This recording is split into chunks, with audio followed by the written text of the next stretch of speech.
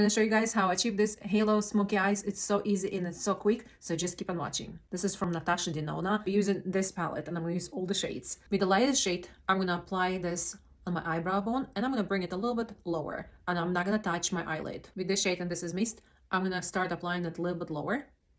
And I'm just going to apply this on my crease. Go into the dark gray, press the eyeshadow in your inner corner, and I'll let you go a little bit back and forth while I'm pressing, and then in the outer corner.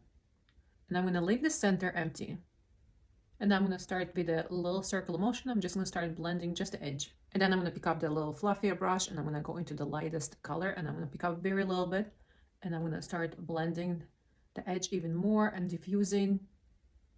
I'm going to pick up the dark color and I'm going to smoke out my bottom lash line.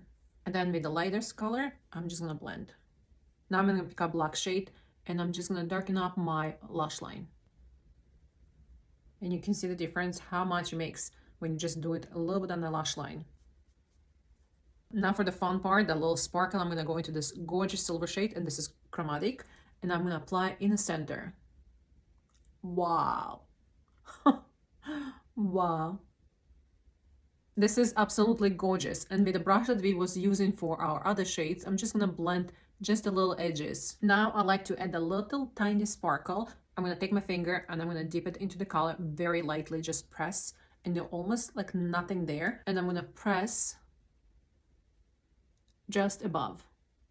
And that's just gonna give you that very light reflect. So the silver looks like it's diffusing.